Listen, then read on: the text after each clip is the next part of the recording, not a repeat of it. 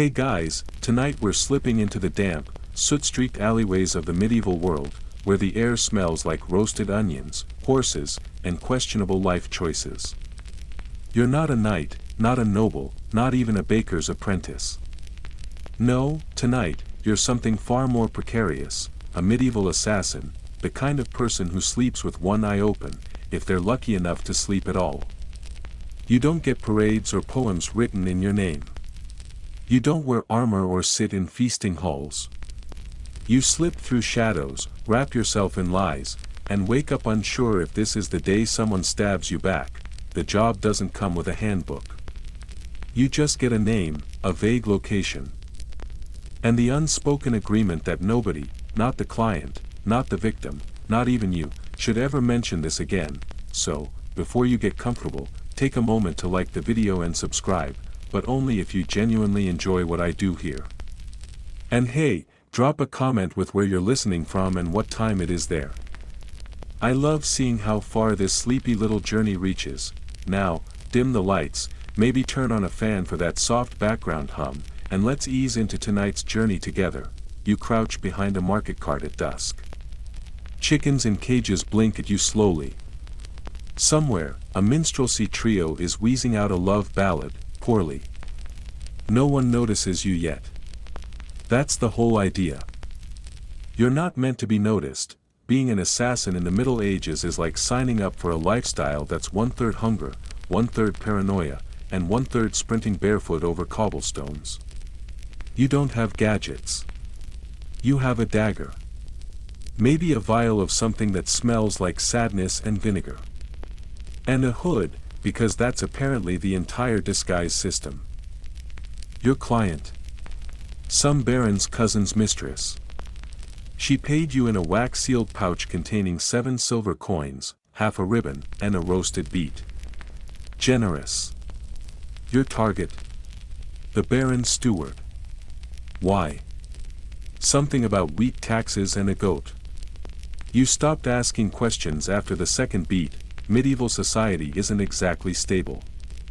You've got feuding families, church corruption, rogue knights, famine, and about 6 plagues per generation.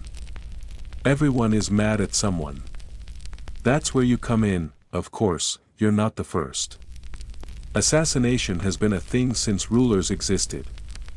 Even in medieval Europe, whispered stories float around of dagger men, hired blades who made political rivals vanish into the mist.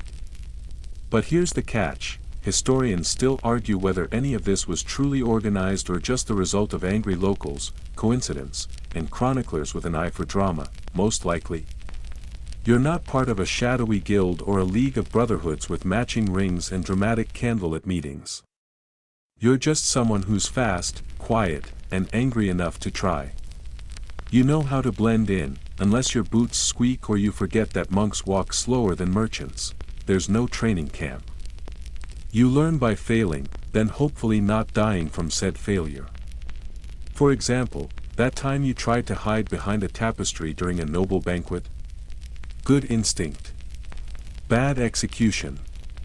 You tripped. Brought the whole thing down, and spent the next 3 days faking scurvy in a hayloft. Let's talk about pay. You get paid once, if you're lucky. And that's if your client survives, if they don't get cold feet, and if they don't tell the authorities before you show up again. Banks don't exist in any way that helps you. You bury coins, lose coins, or spend them on disguises that fool no one. There's no public recognition, either. The best review you'll get is someone not hunting you. You can't brag. You can't even smirk in the tavern. All glory, none of the actual glory. Now imagine doing all this while wearing layers of wool, without access to soap or reliable shoes, and subsisting on turnips and bad beer. You're always hungry. Always cold. Your joints ache. Your cloak smells like you wrestled a goose in the rain, and honestly, you might have. You have no guild pension, no healing potions, no respawn. You get a gut wound, and it's leeches and prayers. A slip of the tongue. That baker's wife who overheard might be pious, or she might be your downfall. You never know. Oh, and your weapons. Blades are expensive. So you reuse. You clean with whatever you have, sand, cloth, or wine if you're fancy. That's not just gross, that's tetanus waiting to happen. At night, when your hands stop shaking and you're not dreaming of crossbow bolts, you lie awake thinking about your first job. It wasn't clean. It wasn't even planned. You pushed a man down a well. Everyone said it was an accident. You knew better, it's not that you like killing. You just don't see any other way. There's no land waiting for you. No tradesman's apprenticeship. You're good at disappearing. And if you're very lucky, you'll disappear one last time, somewhere far from the place your name used to mean something. Until then, you keep moving. Keep watching. Keep breathing shallowly behind barrels of salted fish, and try not to look like the kind of person who would poison a pie. You don't remember how long you've been staring at the castle wall, but your calves are already regretting it. The place looms above you like a smug stone dragon. Rain slicks the moss between the bricks. The guard on the parapet is bored, humming some tune about a milkmaid. Good, you've cased this castle for days. Memorized the guard rotations. Noted which doors creak, which windows stay ajar, which drunk soldier uses the stables as a urinal every evening. You even befriended the cook's assistant just long enough to learn that stew night means half the servants will be in the kitchen, and the others, in the latrines. This should be the easy part. Breaking in. But easy is a term scholars would later use while sipping wine and never scaling walls in the dark. Climbing is all elbows and prayer. Your fingers clutch onto wet stone and slippery ivy. One bad foothold and you'll be a cautionary tale for the next desperate soul. You reach the narrow window, a servant's corridor just wide enough for you and your regrets. You wriggle through. No one sees you, you're in. The hallway smells like old garlic and candle wax. Tapestries line the walls, their noble threads hiding mildew and maybe a few spiders with vendettas. Somewhere nearby, someone snoring like a dying goat. Good. That means they're not patrolling. Every creak of the floorboards under your foot sounds like it echoes to the moon. You pause, hold your breath, wait for a shout. Nothing. Just the thud of your heart in your ears. You keep moving, the assassination is meant to happen tonight. In the solar, 2 floors up. The lord you're here for, one Sir Renaud of wherever, has angered the wrong merchant. Over a debt. Or a sheep. Possibly both. The details were vague. But the pay was clear, 20 silver coins and a chance to start fresh somewhere with better weather. You pass a hallway where a dog stirs. You freeze. It stares at you for 3 seconds that feel like weeks. Then, mercifully, it decides you're less interesting than its own tail and curls back into sleep. You owe that dog a steak. Finally, you reach the stairs. Now it's just timing. Get in. Do the deed. Get out, but here's what the romantic poets never tell you. Getting in is only half the battle. Getting out, that's where things go sideways, because while you were busy scaling the exterior like a lichen-infested cat, the household shifted. A second patrol was added. A noble guest arrived late. Someone's dropped a jug in the corridor, and now the only escape path is slick with wine and broken pottery. And Renaud? He's not alone. He's praying with a cleric, of all things. Loudly. You wonder if now's a bad time. Assassins don't get do-overs. You either improvise or die. You whisper a curse, duck back, wait. 10 minutes later, the cleric leaves. You creep in, you try to make it quick. But Renaud stirs, opens his eyes. You whisper a sorry that he probably doesn't hear. The blade does its job.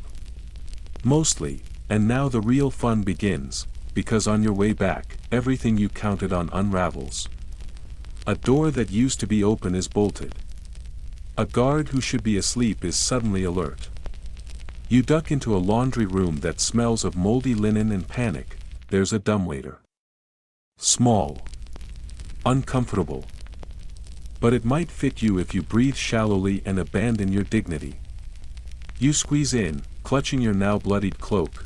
You descend, silently cursing your choices, your employer, and the damp straw poking into your ribs. At the bottom, it's the pantry. No guards. Just barrels of pickled fish and dusty root vegetables. You tiptoe past a servant humming to herself and exit into the courtyard like nothing happened. The cool air hits your face like a blessing. Then, of course, a rooster crows, because why not? The guard glances your way. You freeze, just long enough to seem like a bored stable boy. He snorts and walks on. By the time you reach the outer wall, your legs are shaking. The rope you left dangles like salvation. You grip it, descend, and hit the ground running, though in your current state, it's more of a controlled stagger. Behind you, bells start to ring. Someone found the body, they always do, and here's the thing. You didn't do anything wrong. You followed the plan. You were silent. Efficient. Surgical, but castles are unpredictable, like cats with trust issues. No matter how much you prepare, there's always a noise you didn't account for. A person you didn't expect, a locked door you swear was open yesterday. Historians still argue whether lone assassins ever pulled off perfect infiltrations in real castles. Some say it's impossible, that every successful attempt must have had inside help. Others suggest that the myths of perfect stealth are just that, myths. All you know is, you're alive, barely.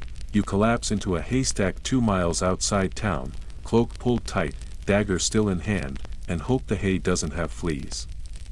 It does, at least you're not in a dungeon, yet. You wake up in the haystack smelling like mildew and regret. Something small and determined is nibbling your ankle. Maybe a rat, maybe a particularly motivated beetle. You swat it away and squint at the sky. Still gray. Still raining. Of course it is. You pull your cloak tighter and begin the long shuffle toward the village outskirts. Your clothes are damp, your boots squelch with every step, and your left calf is cramping like it's auditioning for martyrdom. Today, you need to disappear. Again, this means one thing, a disguise. Now, here's where fiction has misled you. You don't have access to a wardrobe full of identities. There's no mystical trunk that coughs up guard uniforms or priest robes or a perfect replica of the Duke's ceremonial pajamas. No enchanted ring that changes your face. What you have is a very worn hood.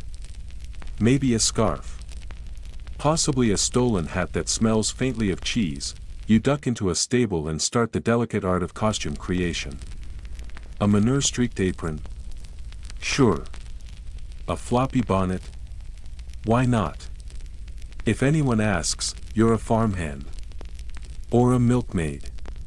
Or someone who has very strong opinions about hay. The goal is simple, don't be memorable. That's harder than it sounds when your face is plastered in the local tavern under the label wanted for unspecified evil. You tuck your chin, lower your voice, walk slower. Blend in like soup. The trouble is, medieval villagers are too observant. Without TikTok and cat memes. They pay attention to things like who buys onions on Thursdays or who smells like murder. The butcher's boy eyes you suspiciously. You pretend to cough and limp dramatically, just in case he's the helpful sort who runs to the constable. You reach the market square. It's buzzing with early trade. Carts, dogs, hens, and gossip. You browse a stall with wilted herbs, nodding at each plant like a discerning apothecary. You're trying to look busy while scouting an exit. Your new identity might last a few hours, if you're lucky. Here's the real kicker. People didn't change clothes often in the Middle Ages. Garments were expensive, slow to make, and largely unwashed. So wearing something different stands out. You're trying to blend in, but your borrowed tunic is too clean, your boots too new. It screams stranger to anyone who cares to notice. Historians still argue over how effective medieval disguises really were. Some say you could melt into crowds easily, given how often travelers passed through. Others insist that small towns noticed everything, and outsiders were automatically suspects. You err on the side of paranoia. The trick isn't just appearance. It's behavior. You keep your head down, but not too far. You walk with purpose, but not menace. You avoid eye contact, except when it's polite. You develop a personality so bland it could be oat porridge. It almost works, until a friar bumps into you. "Pardon," he says, eyeing your cloak. "That's a fine wool. You don't see many shepherds with fabric like that." You stammer something about inheritance. He frowns. You smile. Too wide. He nods slowly and walks on. You don't breathe again until he's vanished behind a cabbage cart. You make your way toward the village edge, weaving between pigs and arguments. The sun peeks out for a second, as if to remind you that lighting can change your visibility in seconds. Then it hides again. Fair, you reach the blacksmith's, nod once, and duck into the alley beyond. There's a hidden trail here. A goat path, really. But it leads away from town and toward the woods. Your heart slows. For now, you've vanished again. Later that night, by firelight and scratchy blanket, you think about your wardrobe. You've worn noble garb to pass as a messenger. You've donned a friar's robe and misquoted scripture until someone threw cabbage at you. You've dressed as a plague cart driver. That one nearly got you buried alive, but hey, it worked. One time, you tried to disguise yourself as a traveling poet. Recited 3 lines of a very bad love song before someone recognized the verse as belonging to their cousin. You had to jump out a window. Disguises are less about clothing and more about confidence.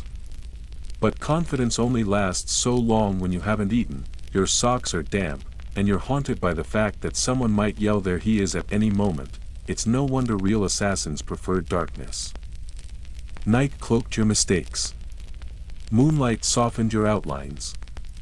And let's be honest, everything feels more mysterious when your face is hidden in shadow, but here's the twist. Medieval cloaks weren't actually black. Black dye was expensive and hard to produce. Most were brown, gray, or a sad greenish wool. They didn't scream mysterious killer. They whispered cold and poor. You tugged your own cloak tighter. It's got 3 patches now and smells faintly of stew. You've worn worse. As you drift to sleep, you muse on the irony. You put more effort into not being noticed than most knights put into their entire careers. No glory. No parade. Just you, your itchy disguise, and the constant low-level fear that someone will ask. "Haven't I seen you before?" You close your eyes, imagining the perfect outfit. Something warm, something dull, something with enough pockets for coins and poison. A cloak of invisibility would be nice, but for now, you settle for a slightly damp scarf and the hope that no one remembers your face come morning. You're crouched in a ditch, sorting through your very limited arsenal like someone trying to pick a favorite spoon in a cutlery drawer of death. The ground is muddy, your fingers are numb, and your options are disappointing. Your weapons are sad. You've got a short dagger that's seen more bread crusts than arteries. A longer one that looks impressive but is slightly bent, probably from that time you dropped it down a well. And then there's your prized possession, a stiletto you borrowed from a merchant guard who was too busy flirting to notice it vanish from his belt. It's elegant, sharp, and extremely illegal in 4 provinces. You used to dream of swords. Big ones. Ones with names and legends and inscriptions about honor. Now you're just hoping this rusted hunk of metal won't snap off in someone's ribs. In the movies, assassins have clean lines and shiny tools. But you make do with whatever hasn't been confiscated, dulled by time, or dropped into a swamp. Your entire kit fits into a cloth bundle that doubles as a pillow when you're camping under a cart. Weapon selection isn't about style. It's about weight, silence, and not making your wrist go numb during the follow-through. Swing too hard with the wrong dagger and you're not just injured, you're giving yourself away with a clang and a scream. There are arguments among assassins, the few you trust enough to talk to. Some swear by thin blades. Easier to hide, faster to draw. Others prefer heavier knives that can punch through layers of mail or leather. But really, all of them are just trying to avoid that awkward moment when a victim turns around mid-stab and asks, "Is that all you've got?" Historians still argue about what weapons were actually used by hired killers. There are records of garrotes, hidden stilettos, even blunt instruments like leaded rods. One obscure tale from Lombardy mentions a man killed with a sharpened shoe buckle. Is it real? Who knows? But it sounds like something you'd try if you were out of better ideas. And then there's the issue of where you keep them. You can't exactly stroll into a castle with a belt full of knives like some murder-themed fruit vendor. So you stash them in your boots. In false seams. Down your sleeve. That worked well until the time your sleeve dagger slipped and stabbed your elbow during a curtsy. Lesson learned, padding. You once worked with a woman named Marja who sewed hers into her hair braid. She took down a guard with a hairpin. You never looked at hairpins the same way again, but weapons are only half the job. You also carry rope, chalk, oil, a tiny flask of vinegar to mimic wine, and a folded parchment with the target's name written very badly because you're not totally sure how spelling works. Is it Geoffroy or Joffrey? Doesn't matter. He'll be dead before you have to address an envelope. You sharpen your dagger with a whetstone that's seen better days. Sparks flicker in the low firelight. The blade's edge whispers across the stone, soft and steady. It's the only music you really trust anymore. You remember your first weapon. It was a kitchen knife. Too long, too heavy, poorly balanced. You wrapped it in linen to avoid cuts and hid it under your bed for weeks. When the time came, it got stuck in your first mark's ribs and snapped clean in two. You spent the next 3 days in hiding, swearing you'd find something better. Now, you can't help but notice how heavy all your tools feel. Not just physically. Each scratch and notch tells a story. Each grip worn down from a different job, a different sprint, a different almost caught night. It's the weight of survival. The tools of the trade aren't glamorous. They don't sparkle. They don't sing. But they've kept you alive. And for that, you respect them. Even if you occasionally curse their slippery hilts and unreliable edges, you pull on your cloak. Hide the stiletto at your hip. Slide the shorter dagger into your boot. Tuck the oil vial near your ribs and pray it doesn't leak again. That stuff stings. You test your balance. Step once, quiet. Twice, quieter. Third step, and the left boot still squeaks. Of course it does. Your body is a walking weapon rack. And you're headed toward another job. Another door. Another set of choices that probably ends in blood and a very long jog into the woods. As you walk, you remember the man who told you that the best weapon is the one no one sees until it's too late. You also remember he died falling into his own sword bag, so maybe it's best not to get poetic. Your hand tightens on the hilt of your blade as you near the next village. Someone here is going to need your services. They always do. A grudge, a betrayal, a jealous brother, a secret lover. Motives change. Methods too. But the steel? The steel stays the same, and so do you, just a shadow with a pocket full of regret, and a blade that's not quite sharp enough. You're standing in a cramped kitchen, pretending to be fascinated by a boiling pot of pigeon stew while your eyes scan the room for the pie. Not just any pie. The pie. The one you're supposed to poison. The cook is humming to herself, hands dusted with flour, unaware or perhaps just pretending not to notice the strange apprentice who showed up this morning claiming to be sent from the next village over. Your tunic doesn't match the house colors. Your accent is questionable. And your hands look more like they're used to strangling people than kneading dough, but she hasn't raised the alarm. Yet, the poison is tucked away in a tiny pouch sewn into your sleeve. Powdered hemlock, mixed with a pinch of monkshood and, for flair, a dusting of dried henbane. It smells like old parsley and impending doom. Here's the truth, poisoning someone in the Middle Ages is not the clean, efficient art you've read about. It's unpredictable, messy, and frequently backfires. Sometimes literally, that vial of instant death powder. More likely to induce diarrhea, paranoia, or in some cases, turn the victim a weird shade of purple without actually killing them. And that's if they don't immediately spit out the wine because it tastes like a hayloft caught fire inside their mouth. Historians still argue about how often poison was truly used in medieval assassinations. Some say it was exaggerated by panicked nobles and religious chroniclers with a flair for drama. Others believe poisons were a favorite tool because they left less mess and more doubt. You tap your fingers on the counter as the cook moves toward the pantry. Now's your moment. You move fast, flipping open the pie crust, slipping in the powder, resealing it with a gentle press that leaves just a hint of your guilt baked in. You dust it with flour, hoping no one notices the slight shimmer where the poison clings to the edge. Then you wait. Waiting is the worst part. You stand in the corner, chewing stale bread and pretending to care about how the roast is coming along. The Lord Steward comes in, mutters about the wine being too warm, and sniffs the stew with suspicion. Not your concern. All you can think about is the pie, now cooling on the windowsill like a metaphor for your nerves. It's meant for the master's table. A grand feast tonight. Guests from neighboring fiefdoms. You don't know who they are. You don't care. Your client gave you one name. You poisoned one slice. The problem?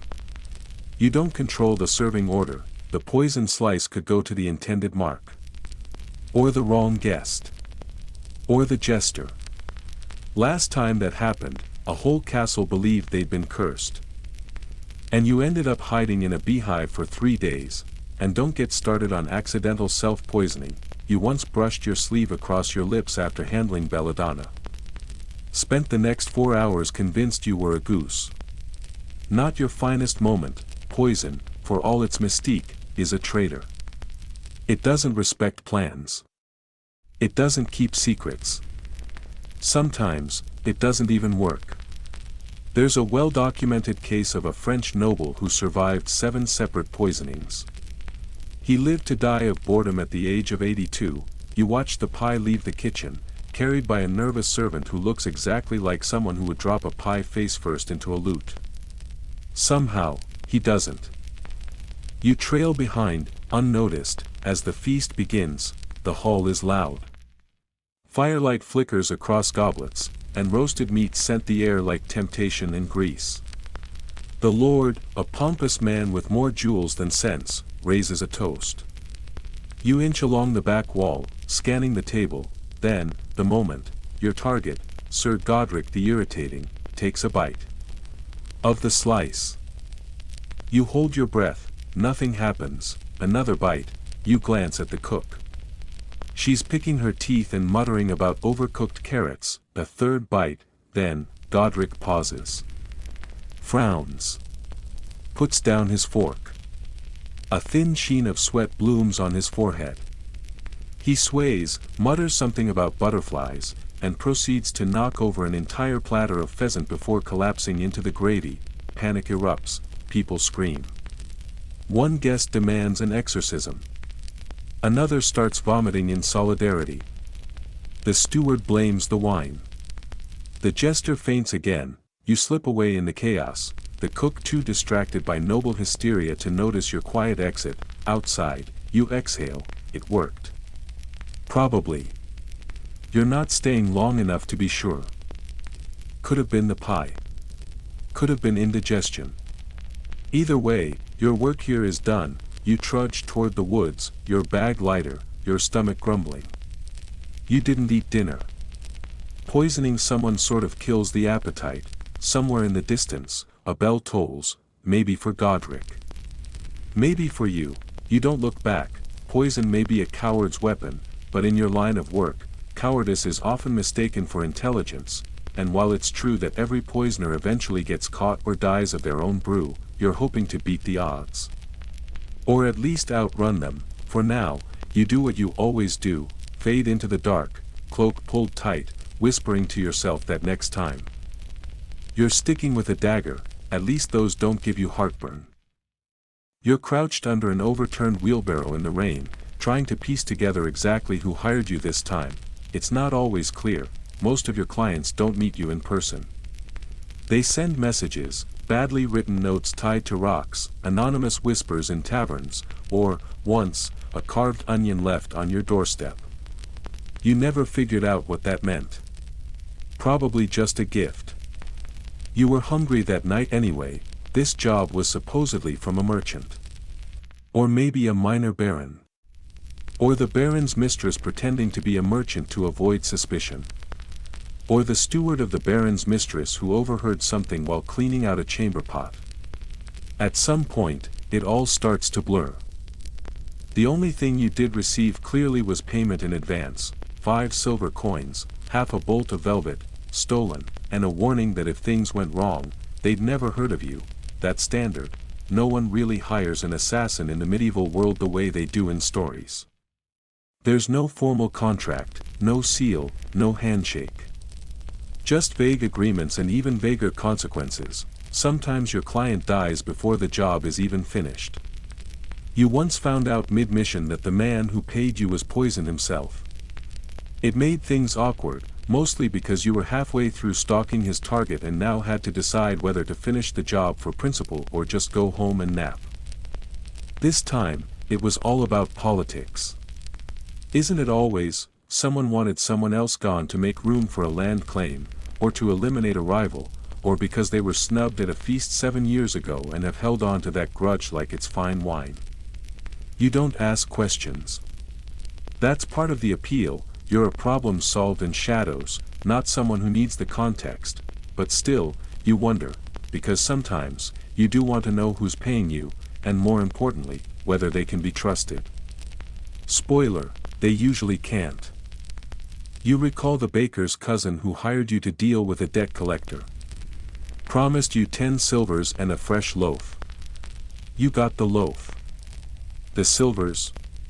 Turns out he meant silver-colored pebbles. You were unimpressed, and then there was the friar, yes, the friar, who handed you a scroll sealed with wax and asked you to deliver it to a man who deserved penance. The scroll exploded in green powder. The man sneezed for 3 days straight. You still don't know what was in it, but the friar vanished afterward. Probably not very friarly behavior. Historians still argue how organized contract killing was in medieval Europe. Did cities really have shadow markets where wealthy families could outbid each other for blood? Some say yes. Others insist most assassinations were impulsive, emotional, and clumsy. You lean toward the second. There's no LinkedIn for assassins. No testimonials. No portfolio. Just word of mouth and carefully chosen silences, but oh, when a job does go right, word travels. Quietly. Through grim nods, through tavern whispers, through a merchant blinking too long when someone asks if he's ever heard of you. Sometimes you don't even know someone's trying to hire you. They leave coins under a stone near the well. You pick them up out of habit, then get a message 3 days later saying thank you for handling it. You're left wondering if you accidentally killed the right person or just gave the baker's goat a heart attack. Clients often treat you like a ghost. Which is ironic, considering how many of them expect you to make someone else one. You remember one noblewoman, very fancy, very composed. She approached you directly, rare, offered a purse, and told you her husband had outlived his usefulness. You agreed. 2 days later, she was dead of accidental poisoning. Apparently, her maid got cold feet and warned the cook. You left town that night under the name Bernard the soap seller. Names. Let's talk about that. You have so many aliases now, you sometimes forget your original one. Was it Jacques? Thomas? Probably something boring. Your latest is Renard, because it sounds fox-like and implies cleverness. Also, no one's caught Renard. Yet, when you're known by so many different names, the idea of identity starts to feel like a bad joke. You're whoever the client thinks you are, and no more. The wheelbarrow you're hiding under shifts slightly. Someone walks past. You hold your breath. The footsteps fade. You exhale. You think about trust. Once, you made the mistake of meeting a client in person, face to face, under a church bell tower. He smiled too much, gave too many details. And then casually mentioned that if the job went wrong, he'd have to point fingers. You did the job. Then you left him a note, one finger, one knife. He got the message. The truth is, you don't mind doing the work. What you mind is being disposable. Everyone loves a good shadow, until it's creeping in their direction. That's why you rarely stay in one place after a job. Even the clients who seem satisfied might start thinking, well, if he did it once, could he do it again? To me, you're not here to build relationships. You're here to disappear, but every now and then, someone remembers your eyes. Your gait. Your silence, that's when you move on. New town. New name. Same job. Because while you may not know who hired you this time, one thing is always true: someone, somewhere, will want someone else dead, and you'll be there, in the rain, under a wheelbarrow, wondering why the payment was 2 coins short again. You limp into a roadside tavern, muddy and bruised, looking like someone who's either just been robbed or just committed a robbery. Both could be true.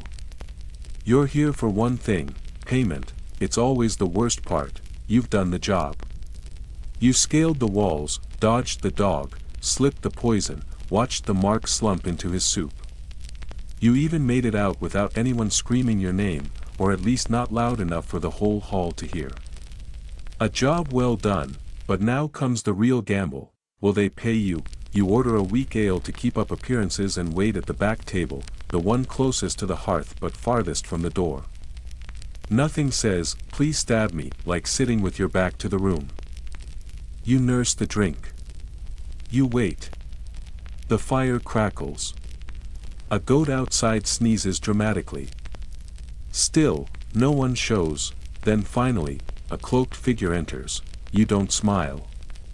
Smiling implies recognition, and recognition implies that either of you might be connected. The figure walks past your table, pauses, and drops a pouch by your feet without looking down. You reach for it with a casual motion, like you've just spotted a bit of lint that owes you money. Inside, 8 silvers. Not 10. Not 12, like they promised. You resist the urge to sigh out loud. This is normal. Clients never pay what they promised. If they do, you wonder what's wrong with them. It's as if betrayal is part of the payment structure. You once worked for a baron who paid you in livestock. 3 geese and a sickly pig. You were unimpressed. The geese were angry, and the pig followed you for 2 weeks.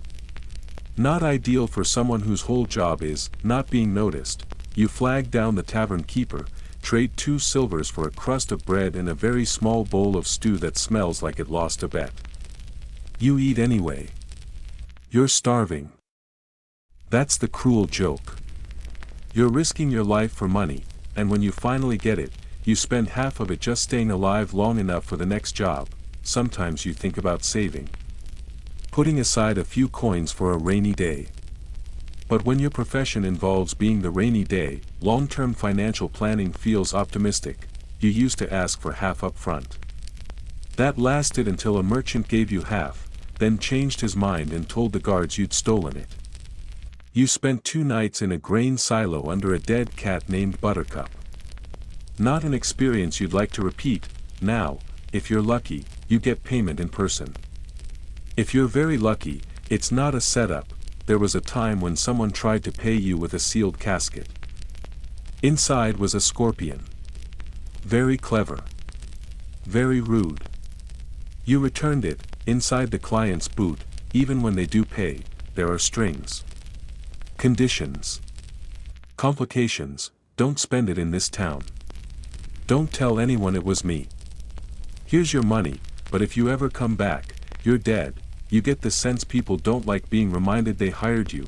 Historians still argue whether medieval hitmen had anything resembling an economic code. Some say contracts were formal, negotiated, signed, witnessed. Others believe it was all back-alley handshakes and dangerously vague gestures. You lean toward the latter. The economy of assassination is built on three things: desperation, distrust, and dead ends. You finish the stew. It wasn't poison. Probably.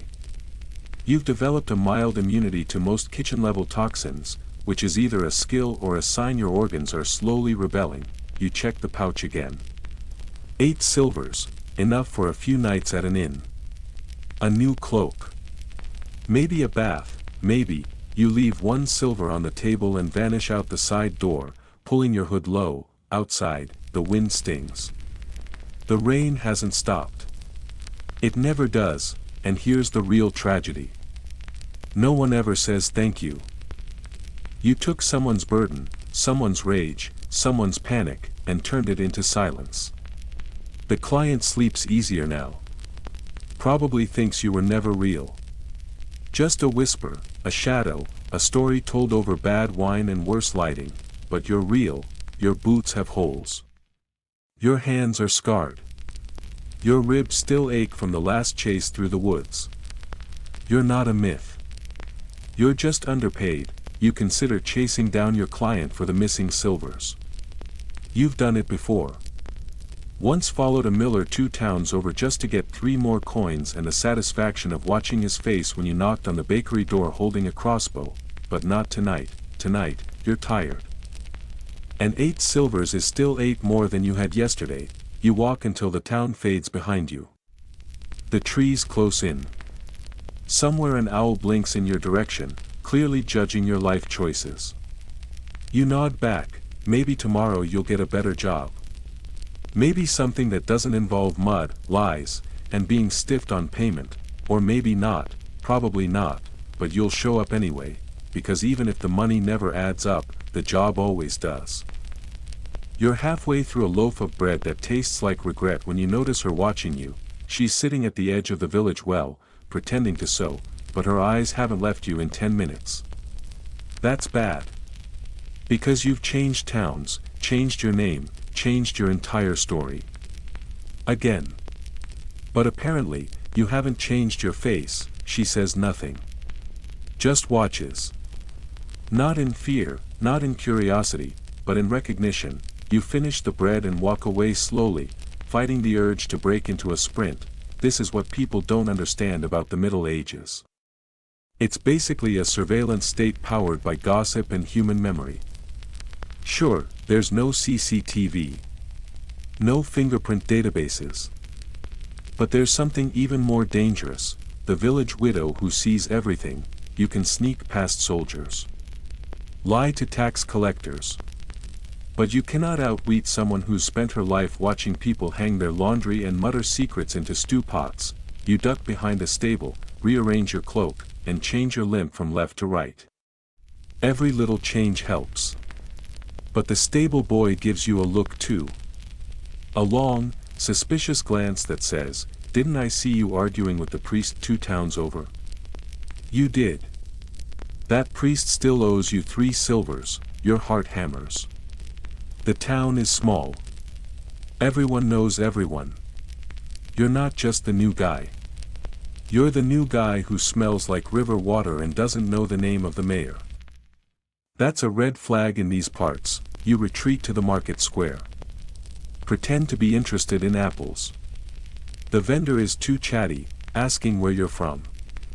You mumble something about north. He asks where in the north. You say the hilly bit. He squints, and just like that, you're suspicious again. It's exhausting. People think being stealthy means disappearing into the shadows. But in reality, it means learning how to be visible without being interesting. A farmhand. A pilgrim. A tinker with a limp and a weird fondness for radishes. Anything that makes you forgettable. You've even tried blending in with monks.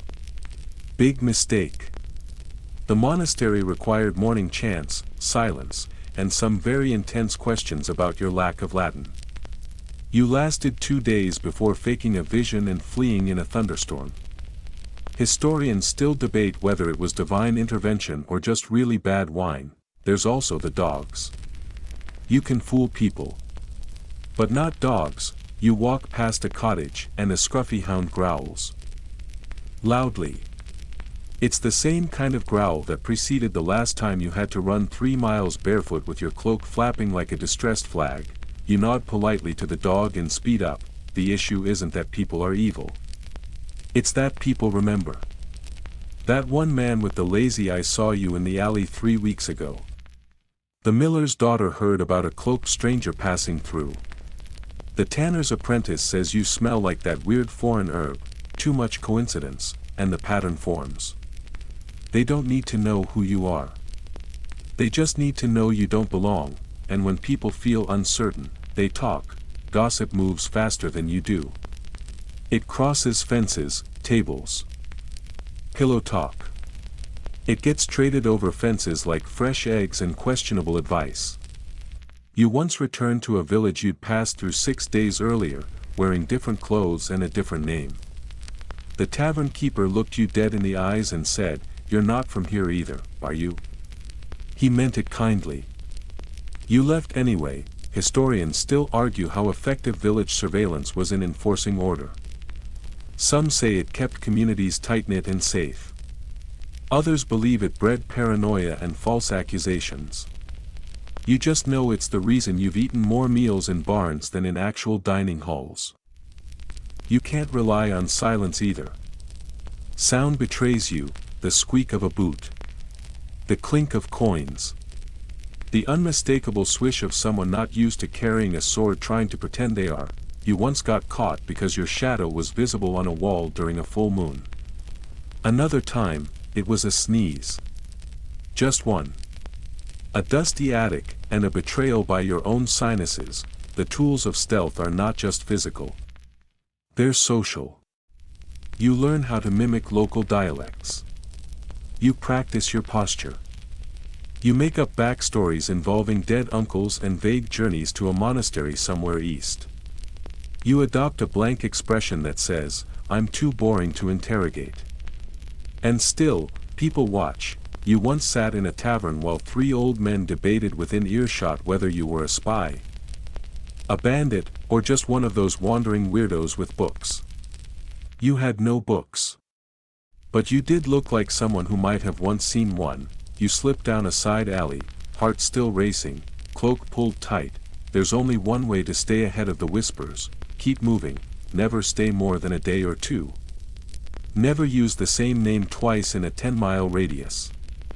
Sleep lightly. Wake early. Leave before sunrise. Trust no one. Especially not the nice woman offering you a hot meal in exchange for just a little story. She's probably married to the constable. The truth is, there are no shadows dark enough when you're the only one trying to hide, so you lean into it. You smile more. You limp less. You say things like "How's your barley this season?" and pretend to care about harvest rotations. You become one of them. Almost, but not quite, because you'll always be listening harder. Breathing shallower. Watching for the moment someone says, "That man's been here before." When that happens, you don't wait, you vanish, back into the road. Back into the trees. Back to the one place no one watches you, away. You wake up coughing, your throat burns, your back aches, and you're shivering under a threadbare blanket that smells like wet goat. You're not wounded. You're just sick. Great, there's no time for it.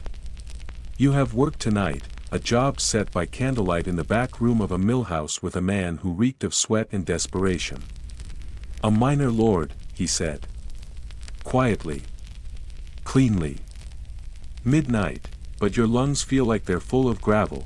Being an assassin in the Middle Ages comes with many expected risks: angry guards, angry clients, unexpected dogs.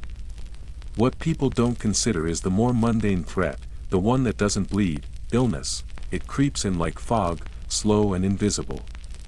1 minute you're fine. The next you're curled in a ditch arguing with your own mucus. No one gives you a sick day. There's no guild doctor or traveling clinic for assassins. If you're too weak to move, the job goes undone. And if the job goes undone, well, your client may assume you took the money and ran, and people in your profession don't get second chances. They get hunted, you groan, forcing yourself upright. Your head spins.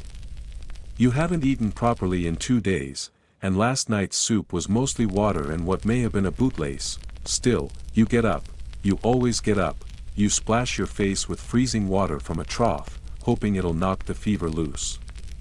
It doesn't. But it does make you cough again. A goose nearby looks genuinely concerned. You remember once, early in your work, when you got stabbed. Not badly, just a nick across the thigh. But it festered. You limped for weeks. No surgeon would treat you unless you gave your name. You didn't. So you burned the wound shut with a red-hot spoon, alone in a shed. Historians still argue how effective medieval medicine truly was. Some argue it was more advanced than people assume: herbalism, basic surgeries, even early hospitals run by monastic orders. Others point to the leech jars, the bleeding bowls, and the truly horrific recipes for plague salves made of ashes, butter, and pigeon droppings. You've tried them all. The pigeon one doesn't help. There are rumors of a healer in the eastern hills who uses secret salve stolen from Roman texts. But every time you try to find her, someone tells you she's moved. Or been burned as a witch. Or married a brewer and now only makes foot balm, of course, so you do what you always do. Wrap your ribs tighter. Grit your teeth, and hope you don't sneeze during a job. Once, you tried working with a fever. You stumbled into the wrong building and assassinated a beekeeper. The worst part? He didn't even die. Just got mad, swatted you with a smoker, and chased you for half a mile with honey on your boots. You still hear buzzing when you sleep. Tonight, you can't afford a mistake. You prep the tools: dagger, cloak, vial of poppy oil in case you need to sedate someone. Although honestly, you might just drink it yourself at this point. Everything feels heavier. Your limbs don't respond like they should. Your breath wheezes. You're starting to sound like an old door. You cough into a rag. There's blood. Just a little. That's fine, right? You tell yourself it's fine. You reach the edge of town as the sky darkens, heart pounding. Not from fear, but from effort. Every step feels like you're dragging a cart behind you. You reach the manor. It's quiet. A single guard, half asleep. A dog that barely lifts its head. You slip past both, like mist in boots. The target is on the upper floor. You climb slowly, every joint creaking, every breath sharp and hot. You can feel the fever sweating through your clothes. When you reach the room, it's empty. You blink, wrong room. You check again. The target has moved. New plans. New risk. You weren't told, of course. You slump against the wall for a moment, dizzy and furious. You could leave. Come back tomorrow. But you know better. If the job goes unfinished, your name gets attached to unreliable. And that's a death sentence in your line of work. You force yourself onward. Through the corridor. Down the stairs. Through the side hall. Where you finally find your mark, sleeping. Peacefully, you could almost envy him. You steel yourself. Pull the dagger. Quick, clean, efficient, it goes to plan, but afterward, your knees give out. You stumble. Knock over a chair. A servant stirs in the next room. No time to be elegant. You crash through a side door, tumble down the back stairs, roll into a muddy ditch behind the garden, and lie there, coughing, shaking. You did it, barely, and now you're curled up next to a turnip patch, wondering if this is the time your body finally gives out, not in battle, not in flight, but right here, in the dirt. Because your lungs are too stubborn and your pride wouldn't let you rest, you close your eyes, not to sleep, but to gather enough strength to crawl back to the woods, because even though assassins don't get sick days, they still have to show up, or disappear forever. You wake up to a rooster standing on your chest, staring at you like it's the landlord and you've missed rent again. You're in a shed. You think, it's dark, cramped, and smells like damp hay, garlic, and something suspiciously rodent-shaped. The blanket you borrowed from the stables is doing very little to fight off the morning chill, and your back has officially filed a complaint with your spine. This is what your life has come to. There's no hideout. No safe house. No fortress tucked into a cliffside with hot meals and warm beds. When you're on the run, or worse, waiting between jobs, shelter is whatever doesn't ask questions. Barrels, barns, sometimes even abandoned chapels. Though you try not to tempt divine irony, today, it's this shed. A single window lets in a grayish light. There's a rake propped in the corner. You named it Gerald last night. It's been your only conversation partner for 12 hours, comfort is for knights and nobles. You've slept in trees, in dry wells, even once in a pile of laundry hanging behind a brothel. The laundress nearly beat you to death with a chamber pot. You get up slowly, stiff, sore, and still sniffling from yesterday's fever. The floor creaks under your boots, and somewhere under the hay, something scurries. Probably not a friend. You peek through the shed door, still quiet, good, because when you're in hiding, you don't want the perfect view. You want no view. No windows. No light. No way for anyone to say, ah yes, the shadowy figure lurking just beyond the curtains. That's probably fine. You remember a time when you tried to hide in the belfry of a village church. You thought it would be peaceful. Instead, you got bells. Loud bells. Every quarter hour. One of them struck your ear as it swung. You couldn't hear out of your right side for 2 days. Lesson learned. Another time, you chose a graveyard. Quiet, yes. Until the grave diggers arrived and thought you were a corpse that had decided not to cooperate. That ended in panic, a muddy chase, and a lingering superstition among the townsfolk that the dead were getting ideas. Historians still argue whether medieval assassins had permanent lairs. Most say no. Mobility was everything. Trusting a single location for too long was foolish. Others believe that the most successful had bolt holes hidden in forests, caves, or even the backrooms of sympathetic taverns. You wouldn't know. You've never stayed anywhere long enough for the rats to learn your name. Your rules are simple.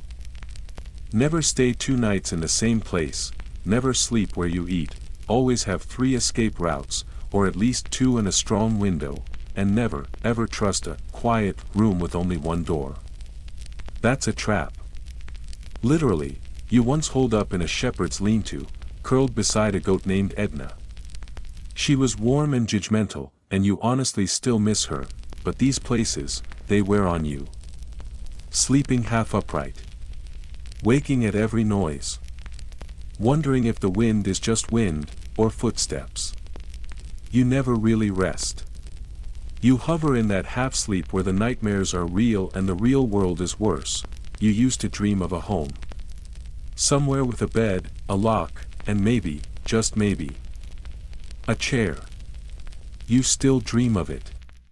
But the longer you do this job, the more distant it feels. A room with a view, you can't afford views.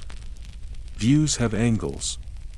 Angles get you seen. Your life is lived under roofs you don't own, behind doors you didn't open, in corners where no one should be. And when dawn comes, you leave no trace. Like fog. Or bad poetry, you gather your things. Blade. Cloak. Coins, still 8, still disappointing.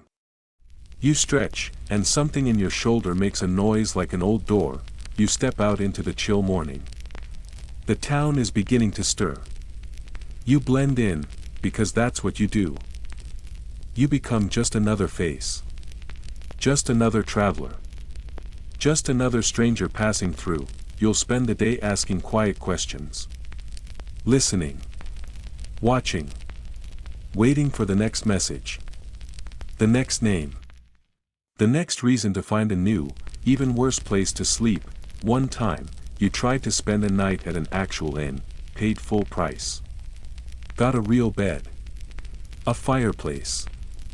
Even a mattress stuffed with something other than panic. It was a trap. Someone had recognized you. An old contact, or maybe just someone with a grudge. They broke in after midnight. You heard the floorboards creak. Slipped out the window while they were still drawing their dagger. You landed in a cabbage cart, hurt your ankle.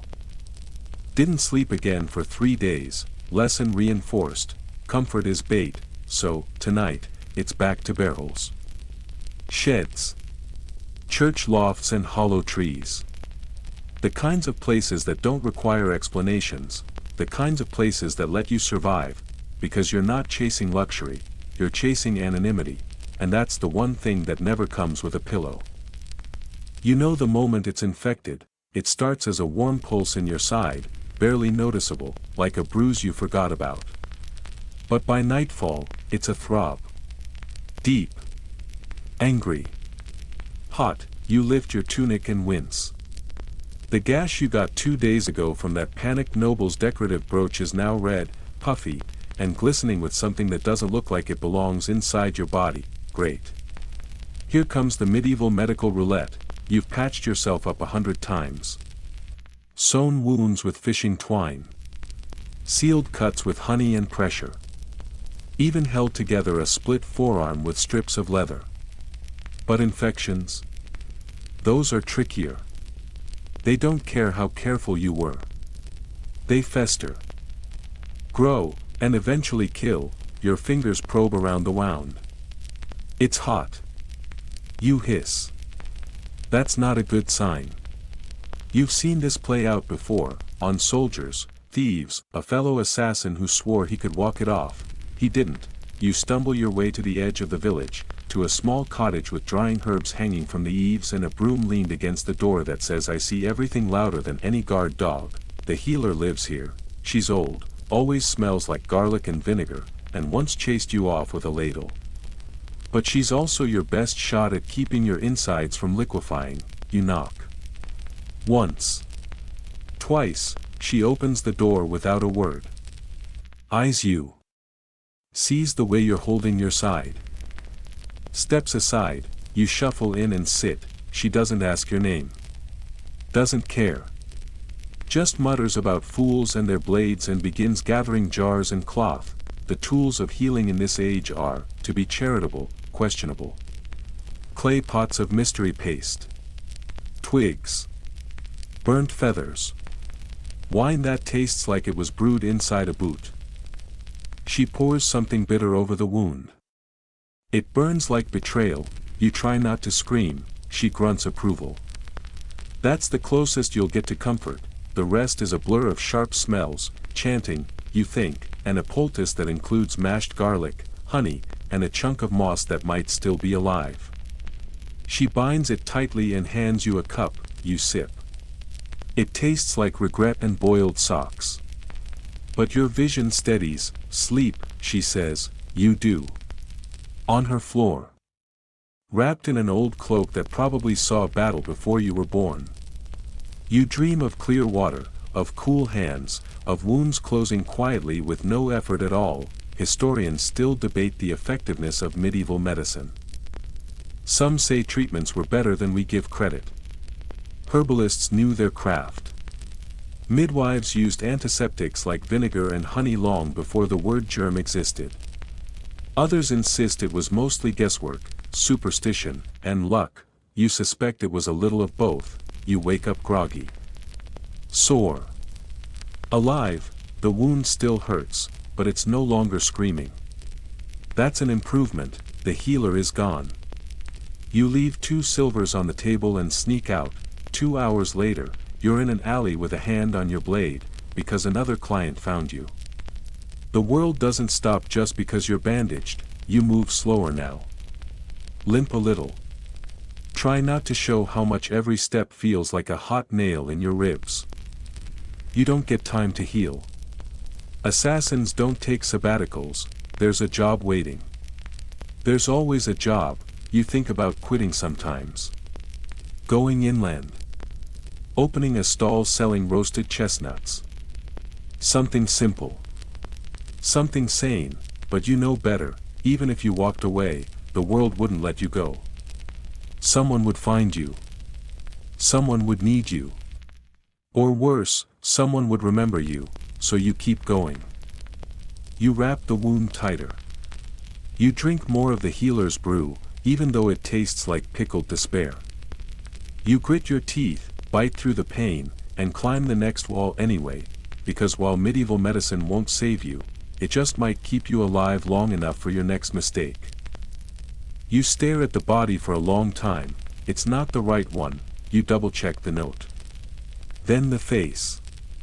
Then the note again, as if squinting at your client's barely legible scrawl will suddenly reveal that Brother Thaddeus and Brother Thomas are secretly the same person. They're not, you've just assassinated the wrong monk. The abbey is silent, save for the faint drone of evening prayer echoing from across the courtyard. Candlelight flickers in the hallway. Somewhere, a cat yowls. You sit back on your heels, staring at the lifeless man in front of you, and whisper your favorite curse under your breath. This is bad. Not the kind of bad where you drop your dagger down a well. This is the kind of bad where you may have just killed someone's cousin who also happens to be a bishop's secretary. You close the monk's eyes. Not out of reverence. Out of dread. This is what happens when clients are vague. He's in the brown robe. They all wear brown robes. He has a beard. So does every monk over the age of 17. He's the one who looks guilty. They all do. That's kind of the point of monkhood. Historians still debate how common mistaken identity was in medieval assassinations. Some accounts suggest hired blades were brutally accurate. Others record so many tragic accidents that you wonder if anyone in the Middle Ages was safe near a cloaked stranger with poor eyesight and a vendetta. You're starting to think the second theory is more accurate. You wipe your blade. Quietly. Slowly. The blood is already drying, thick and stubborn. There's no way to undo this. You can't return the monk. You can't swap in the right one and hope no one notices. You need to get out. Now, but escaping from an abbey is trickier than you expected. It's not just monks and prayer here. It's routine. Bells. Observance. People who know exactly who should be where, and when. You head toward the cloister, ducking behind statues and holding your breath at every squeak of a sandal. You've never hated soft-shoed footsteps so much in your life. There's a novice sweeping the hall. He sees you. You see him. You both freeze, then you do the most logical thing possible. You raise your hand in a mock blessing and say, Pax Vobiscum. He nods, mutters something in Latin that sounds suspiciously like Amen, and keeps sweeping. You keep walking. Slowly. Calmly. Like you belong, you pass two more monks. One of them coughs. The other offers you a figure. You take it. It's dry. Of course it is. You finally reach the outer garden wall. There's a tool shed, locked. A gate, barred. And a ladder, left lying in the grass like divine intervention in wooden form. You don't think. You climb. You're over and gone before anyone even finishes their next Hail Mary. 3 miles later, you're deep in the woods, eating that fig with grim determination. It tastes like chalk and regret. You whisper to yourself, wrong monk. It's not the first time you've botched a job. But this one feels worse. Because monasteries aren't just buildings. They're connected. Nobles give them land. Bishops visit. Kings listen when an abbot complains, and now there's a dead man with a suspicious wound in the back of his neck. Discreet? Yes. Obvious to the right eyes? Also yes. You think back to the client. That merchant with sweaty hands and a voice like old parchment. He said the monk had information. He didn't say what kind. He didn't say what would happen if you missed. Well, you'll probably find out soon enough. You reach a stream and wash the blood from your fingers. The water is cold and clean, and for a moment, you pretend you're just a traveler. Just a man on the road, not a killer with a growing list of names and an even longer list of mistakes. You dry your hands on your cloak. Still damp from morning dew. Still carrying the smell of monastery candles and candle wax, you think about going back. Trying again. Finding the right monk, but what then? 2 bodies in one abbey. That's not just suspicious. That's a sermon. Besides, you're tired, and deep down, you know, this is the risk. When your entire profession depends on shadows and whispers, one misheard detail, one badly written note. One confusing name can change everything. Once, you were told to kill a man named Osric. You found him, followed him, studied him for days. Then, at the last moment, you realized the client meant his twin brother. Thankfully, they were both awful, so no one really minded. But still, you wrap your cloak tighter, the woods stretch ahead, long and quiet. You'll need a new town. A new name. Again, because eventually, someone will notice Brother Thaddeus is missing. And when they do, they'll want answers. And the man who paid you will deny everything. And the novice who saw your face will remember, and the fig, still dry, always is. You should have known not to trust a man who smells like lavender and speaks without blinking. He said all the right things, quiet voice, steady hands, a pouch full of coins that clinked with satisfying weight. He laid out the target, the location, even the route in and out. It was too smooth. That should have been your first clue, because in your line of work, if someone seems too prepared, it means you are the one being prepared. You completed the job. No hiccups. No witnesses. Even remember to cover your tracks, literally, using branches to brush away your footprints as you crept out of the manor garden like a particularly antisocial fox. You were halfway back to your usual hiding spot when it started. First, a shout, then 3 armed guards charging into the alley you were passing through, eyes locked, weapons drawn. No hesitation. No greetings. Just straight to stabbing. You ran, of course. Because you've learned that when someone tries to kill you before payday, it means you've been betrayed. Again, the man's name was Emile. Or claimed it was. He wore a merchant's cloak, but his boots were too clean, and his hands didn't have the calluses of a traitor. Probably a minor noble. Possibly a spy. Definitely a liar. You got away this time by jumping into a tannery pit and pretending to be a dead cow. Not your finest moment. You're still scrubbing the smell off your skin 2 days later. Betrayal is a tradition in your business. It's almost expected. You've been sold out by clients, handlers, informants, and once, a fellow assassin who traded you for a single bottle of wine.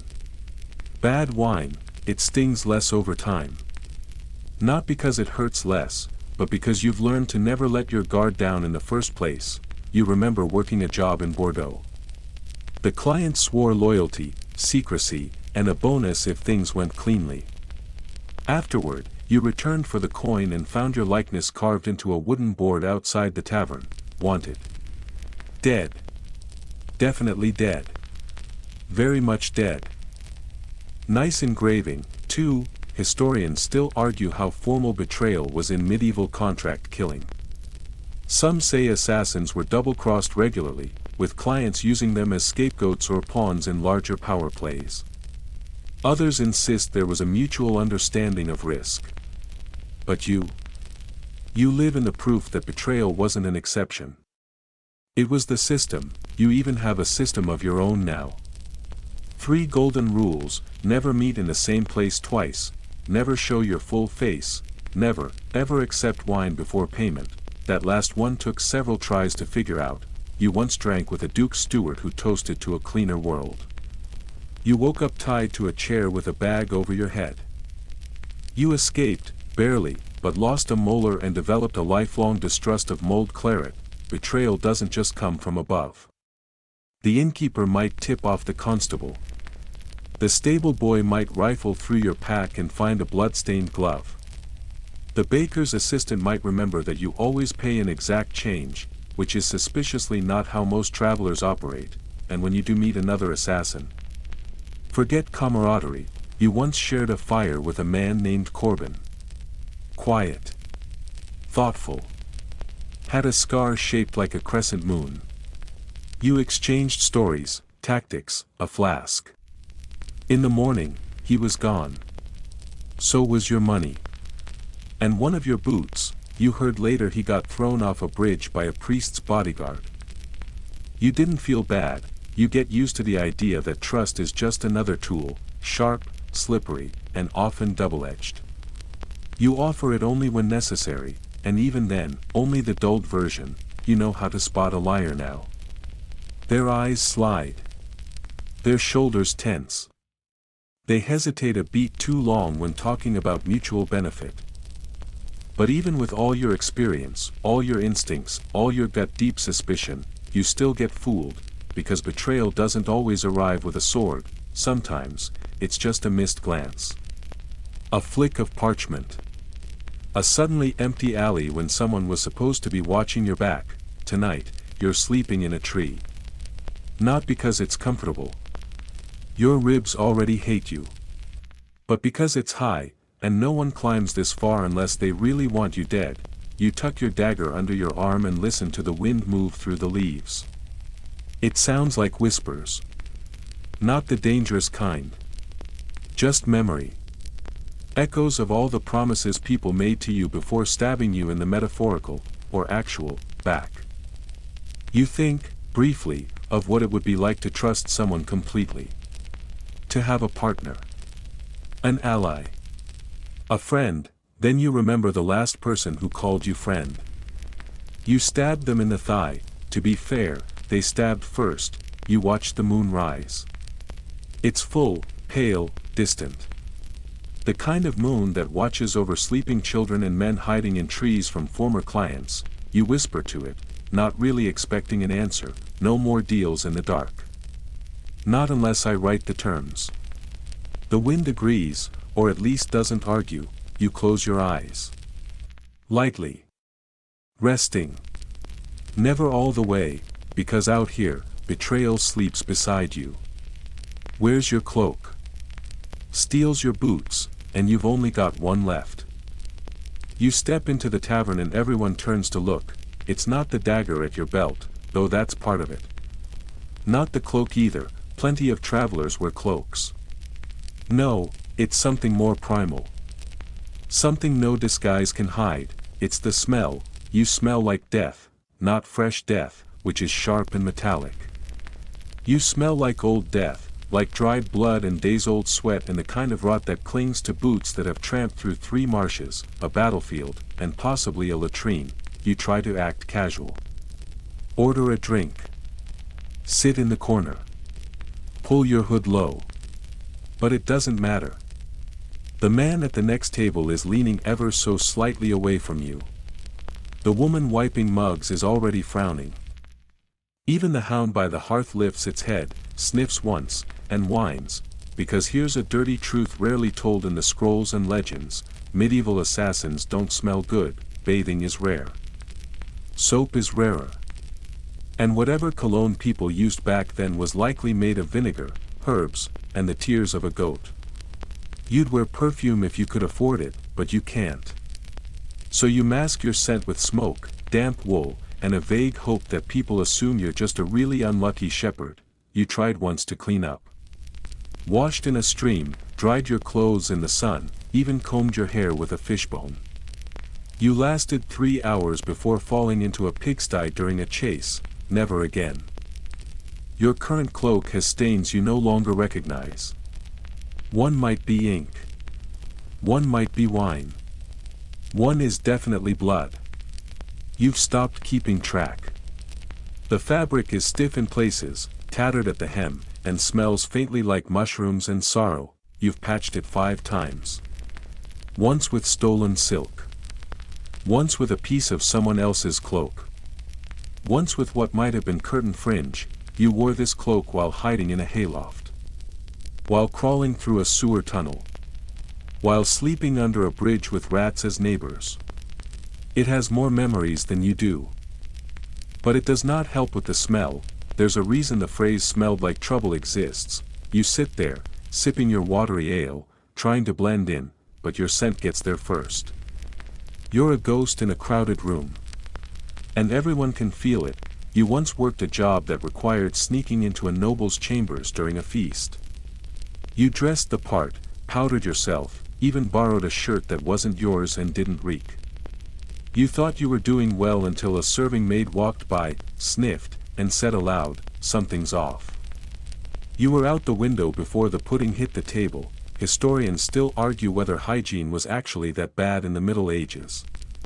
Some say people bathed more often than we think. Especially in the cities. Others claim most folks smelled like a compost pile set on fire and nobody noticed because everyone did. But assassins? We're worse, because we sleep in dirt. We sweat through panic. We wear the same clothes for weeks. And most damning of all, we often carry the residue of our work. Blood is hard to wash out, especially without soap or hot water. And once it sets into leather or wool, it's there forever. It changes color, texture, smell. You've tried everything: rosewater, expensive, ash and vinegar scrub. Effective but burns like betrayal, just rubbing yourself with herbs. Great if you want to smell like an angry salad, so now you lean into it. Smell becomes part of your armor. People stay away from you. That's useful. No one asks questions. No one sits too close. No one remembers your face. Just your aura. You're the one they whisper about. Don't go near him. Smells like old iron.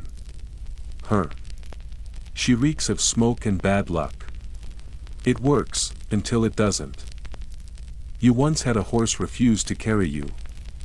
Just bucked and trotted off the moment you approached.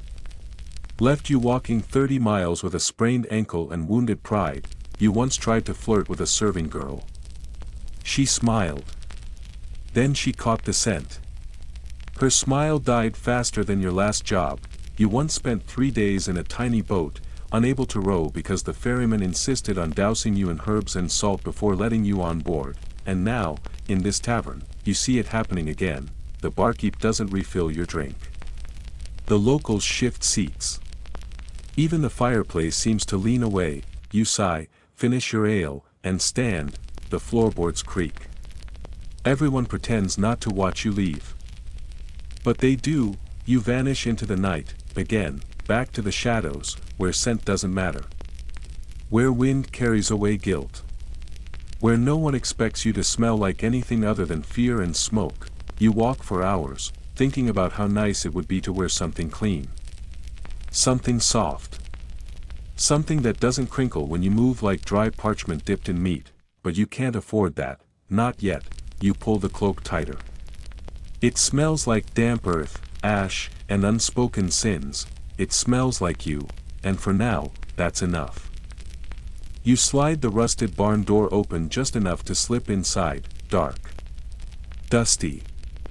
Silent, save for the wind nudging loose boards and an owl somewhere outside practicing its judgmental hooting. It's a perfect meeting spot if you're trying to summon a demon or, more commonly in your case, meet someone who claims to be part of the network. The underground network. The hidden order. The veiled society of professional assassins that everyone swears exists but no one can point to directly. You've heard the stories. They say there's a guild, hidden somewhere in the mountains or the catacombs or a series of interconnected taverns. That members use coded phrases like "the crow nests early" or "I prefer my apples red." That once you're inside, you get access to better contracts, cleaner escapes, and this one always makes you laugh: retirement benefits, you've spent years waiting for someone to tap you on the shoulder and say, "Welcome to the real game." But mostly what you get are shifty nobles and drunk mercenaries who whisper we've got people, then turn out to mean their cousin with a club and a bad attitude. Tonight's contact is late. You sit on a barrel that smells like onions and disappointment, blade tucked under your cloak, and listen. Eventually, you hear it.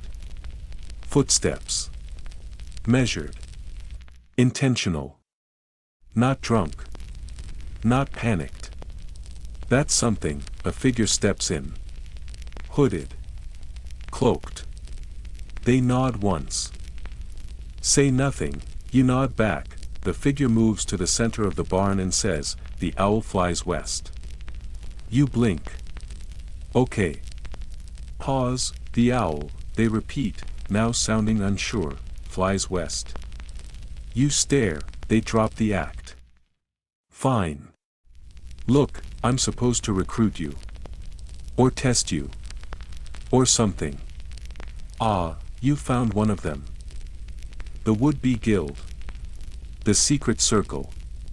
But here's the thing, they're always less impressive in person. This one's barely older than you, smells like overripe pears, and is clutching a dagger like it's been rented for the evening. Still, they hand you a coin. It's etched with a sigil, a raven, a blade, and something that might be a turnip. You suppress a sigh. You've seen these before. A dozen variations. Some are genuine.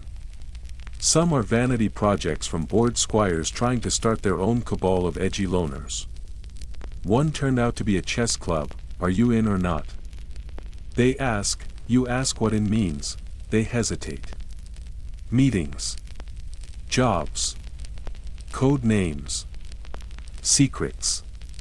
And what do I get? Community, they say. You blink slowly. I kill people in the dark for money. I'm not looking for potluck dinners. They leave in a huff. You keep the coin. The truth is, most assassins aren't part of anything. No guild. No network. No shadow council handing out assignments from a candlelit round table. It's lonelier than the stories say. You've met maybe 4 people who do what you do. One died. One vanished. One runs a tailor shop now, and the last just up and quit, walked into a monastery and never came out. You wonder, sometimes, if a real society exists. One that's careful, hidden, selective. Maybe they've seen you. Maybe they're watching. Maybe they're waiting for you to do something exceptional.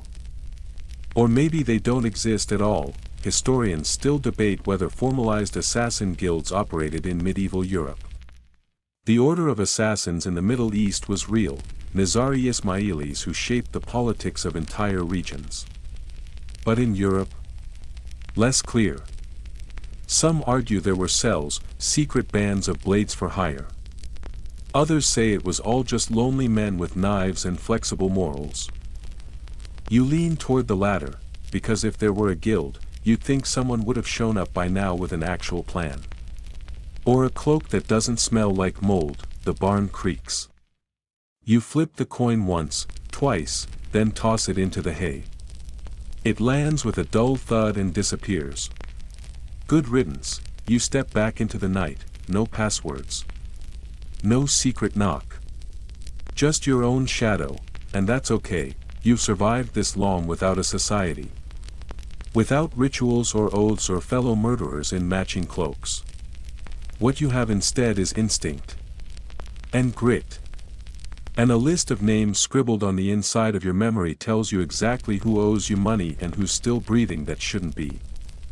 You walk down the road, boots kicking up dust. The moon is high.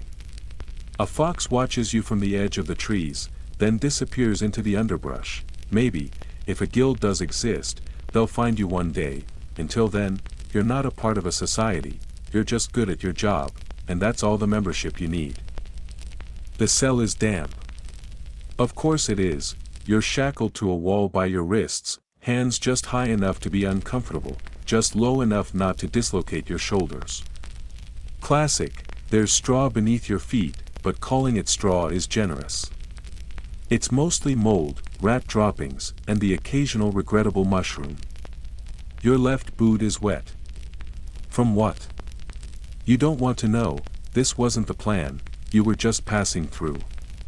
Just trying to buy bread. Then someone yelled, "That's him." And suddenly you were very much not buying bread anymore. Now, you sit in the dark and wait. This is the part that no one writes songs about. No dashing escapes. No clever quips. Just the echo of dripping water and the overwhelming sense that you're going to die. Not in glory, but in a hole. You've been caught before, but never like this. Usually it's a scuffle, a misunderstanding, a quick bribe. This feels deliberate. Prepared, you replay the last week in your mind. Who saw you? Who followed you? Who betrayed you this time? The worst part. You weren't even working a job, you were between targets. Low on coin. Resting, that's the irony. The only time you tried to live like a normal person, that's when they grabbed you. You hear footsteps. Leather soles. Measured pace. Not a guard. A noble. Or worse, someone important. A man steps into the torchlight. Hooded. Too clean. His smile is professional and empty. Do you know why you're here? You consider your options. Shrug, he nods. That's what I thought. He circles once. Glances at your hands. We know what you are. Do you? You're not even sure anymore. You're not a soldier. Not a bandit. You don't belong anywhere. You just kill people who are hard to reach, but that makes you dangerous, and danger tends to be put in chains. I could make this easy, he says. They always say that. You've heard every variation of what comes next. Tell us who hired you. Confess and you'll be spared. Work for us or die. You've learned that what they really want is control. They don't care what you've done. They care what you might do. The man steps closer. We know about the Baron. The Abbey. The fire in Lendmere. Ah. That, you wonder which one tipped the balance. Which deed finally made you worth a cell instead of a grave. The man smiles again. You're not the first. We've caught others. Most talk. You don't, not yet. You've heard tales of medieval torture, and you know too many are true. Iron boots. Thumbscrews. The rack. Fire. Ice. Words. Historians still argue whether torture in medieval Europe was as widespread as stories suggest. Some say it was rare, theatrical, meant more to scare than to extract truth. Others claim it was part of the system, a cruel bureaucracy of pain designed to encourage confessions. You've seen the results. You've watched someone scream confessions just to make the knives stop.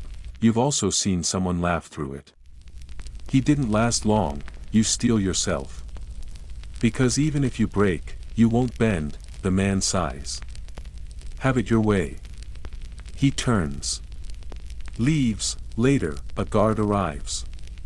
He doesn't speak. Just glares, throws you a cup of water and a crust of bread too hard to chew. You gnaw at it anyway. You need the strength, because here's the unspoken rule. You don't need to escape yet. You just need to survive. Escape comes later. You test the shackles. Rusted. That's something.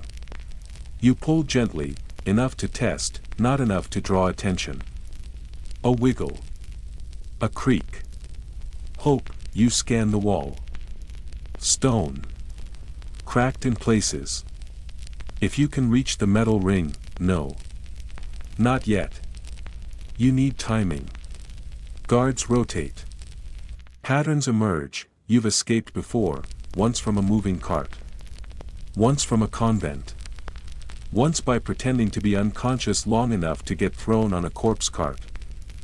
That one was a little too close for comfort. You lie back against the stone. Close your eyes. Listen. Drip. Drip. Step. Drip, it's all you have now, time, and a very long memory. The people who put you here think this is the end. But it's not, you've survived worse, and if they think locking you in a dark room is the end of your story, they don't know you very well, not yet. You've heard a lot of stories about people like you, some are flattering. Most are not, they call you the dagger in the dark, the silent hand, the death without a name. You've read the titles scribbled in margins of dusty chronicles, whispered between merchants at crossroads, passed in tavern rumors over bowls of something vaguely stew-adjacent, assassins. Shadows. Ghosts, the truth, historians still argue whether you even existed, there's little in the official records.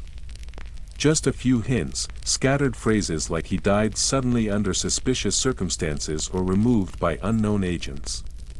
Occasionally, a chronicler slips in something juicier, killed by a blade unseen, fell by poisoned wine, or perished mysteriously after arguing with the bishop. But is that proof, or poetry? You wonder this as you scrape your way through the cell wall with a shard of broken pottery, because here you are, grimy, starved, half-healed, and very much alive.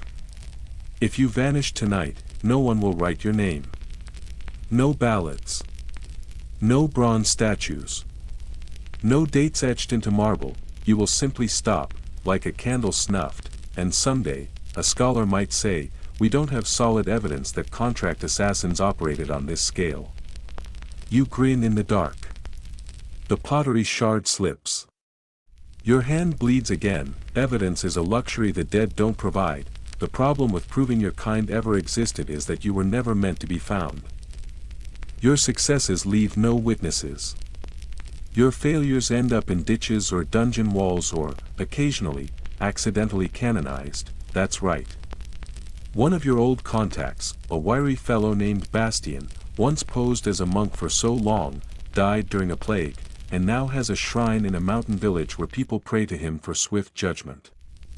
You would laugh, but you're currently trying to dig your way out of a jail cell using a spoon that used to hold lard. Back to the historians. They love facts. They want clean lines, written names, firm details. But your kind thrives in the margins.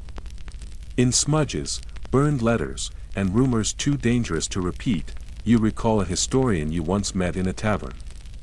Round spectacles. Very serious. He claimed assassins were largely a fabrication of anxious nobles trying to justify their own sudden deaths. You nodded politely, then sold his travel schedule to someone who very much believed otherwise, and he was right, in a way. Because you're not part of a vast machine. You're not trained in secret bunkers or branded with mystical symbols. You're just a person. A person who does terrible things quietly because someone else doesn't want to get their hands dirty. But legends? Oh, those live forever. In some stories, assassins can fly. In others, you're monks with blades hidden in prayer beads. One version says your entire order was wiped out in a single night by a betrayed apprentice. You like that one.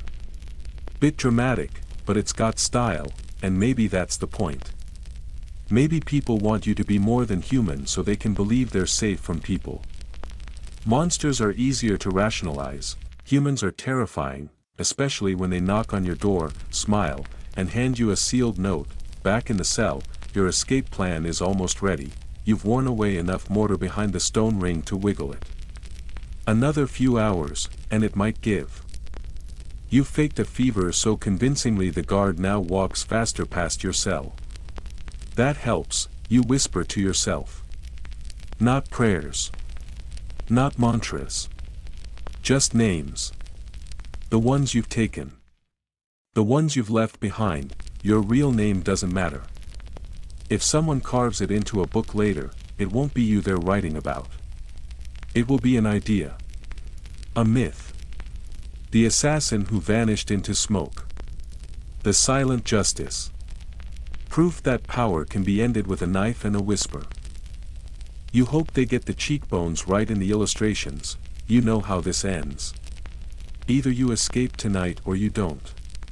Either someone finds the broken chain and the empty bedroll and curses your name, or you're buried in an unmarked pit while some jailer scratches a line in a ledger, and still, historians will debate, did assassins really shape history? Did they tip kings? Murder queens? Quietly rearrange the world from the shadows? You chuckle, softly, not wanting to echo. Of course they did, you've just never been caught long enough to tell the story. The chapel is still warm, which is strange, because the body on the altar is not. You didn't want it to go down this way. The job had been simple, supposedly: get in, eliminate the bishop, get out. But now there's blood on the steps, a torn stole in your hand, and the scent of beeswax candles and iron filling your lungs. You wipe your blade. Slowly. Deliberately. The pews are empty. Thank whatever forgotten saint for small favors. No congregation. No late-night penitent prayers. Just you and the corpse of one of the most powerful men in the province, and this time, you're not sure you'll be able to disappear, because this wasn't just another noble with debts. This was a man of the church. Even in the Middle Ages, where the line between piety and politics is blurrier than a tavern sign in a rainstorm, the church is still sacred territory. Symbolically. Legally. Supernaturally. People believe in divine punishment. In curses. In martyrdom, which makes your job harder. Because when someone kills a bishop, people don't just want justice. They want vengeance. You move quickly now. Footsteps light on the stone. Avoid the blood trail. No time to search his chambers. No time to make it look like an accident. That was the plan, originally. Poisoned wine. Natural-looking sleep, but the bishop had bodyguards. Unexpected ones. You handled them. Not cleanly. Not quietly. But effectively. And then he ran, into his own chapel. You almost respected him for that, almost. There are torchlights outside the stained glass windows now. Voices. Clanging metal, guards. You check your escape route, hidden stairs beneath the pulpit. The stone slides open with a groan. You duck into the passage, cloaked in incense and guilt, and disappear into the darkness. You'll be miles away before they even find the tunnel. Still, you can't shake the weight of it. This isn't the first man of the cloth you've dealt with. But it's the first that made you hesitate. He wasn't kind. Not really. He hoarded tithes. Punished sinners with more glee than mercy. Your client had their reasons. Probably several. One of them claimed the bishop had condemned her brother based on hearsay and a bribe. Maybe he deserved it. That doesn't matter, because now the church will come looking. Not just local priests. Not just soldiers. The Inquisition, they don't ask questions. They don't need proof. They just burn people until they feel righteous again. You emerge from the tunnel in a field. Cold air. Open sky. You keep moving, breathing hard, wiping sweat from your brow even though the night is freezing. There's a village nearby. You avoid it, too risky. You cut through the woods. Every branch feels like a finger pointing at you. Every owl cry like a shouted accusation. You find a stream and wash your hands. The blood takes longer than usual to come off. Not physically. It's just water and effort. But something in you hesitates. Lingers. You stare at your reflection. You don't recognize the face, not just because of dirt or blood or the cut on your cheekbone. But because you're starting to look tired. Not physically. Not entirely. But the kind of tired that seeps behind the eyes. You've always been able to justify your work. A corrupt noble here. A murderous landowner there. Even a cruel sheriff. The people you kill usually had enemies long before you arrived. But bishops, even if they were evil, they wore robes, not armor. And now there's a hole where he used to be. And a hole in the silence of the world, too. The church doesn't take this kind of thing lightly. Killing a clergyman isn't just a crime. It's sacrilege. It's heresy. It's the kind of thing that gets you cursed in every language known to man. Historians still argue how the Church responded to internal violence during the Middle Ages. Some claim clergy killings were quietly covered up, especially if they were political. Others say they became public spectacles, divine tragedies used to rally the faithful and justify crackdowns on dissent. You suspect it'll be the latter. They'll make this bishop a martyr. They'll hang portraits of him in candlelit rooms. Sing songs. Invent miracles. Someone will swear his ghost whispered forgiveness. Another will say his blood still glows by moonlight. Meanwhile, you'll be in a cave, eating hard cheese, wondering if this is the one that finally catches up to you, because this kind of job doesn't go away. It follows you. You remember hearing of a man who tried to kill a cardinal. Missed. Fled. Changed his name. Became a stonecutter. 10 years later, he sneezed in front of the wrong monk and vanished before morning. You remember that, and tonight, as you wrap yourself in your cloak and curl up in the hollow of a tree, you wonder. Are you still you, or just the echo of all the things you've done? The tree creaks in the wind. You close your eyes. Tomorrow, the church will wake up missing a bishop, and you'll wake up wondering whether your soul is still intact, or just another thing you've left behind. You sit in a tavern in a town so small it barely qualifies for a name. The sign above the door has half the letters worn off, and the ale tastes like it's already been drunk once, but for now, this is home, because you've done the impossible. You've survived, not just another job. Not just another week.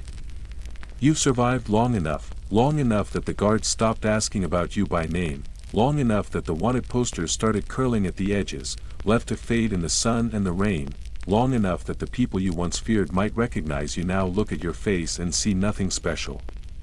Just another traveler. Another scar. Another pair of tired eyes. You've been thinking about it lately. Not your next job, your last, the one that means you can stop looking over your shoulder. The one that buys you enough peace to disappear for good. You've even picked your place. A fishing village. Quiet. On the coast. Pebbled beach, wooden boats, people too tired from hauling nets to care who you used to be. You know someone who did it. A woman named Lyra. She used to slit throats in the capital. Then one day she just stopped.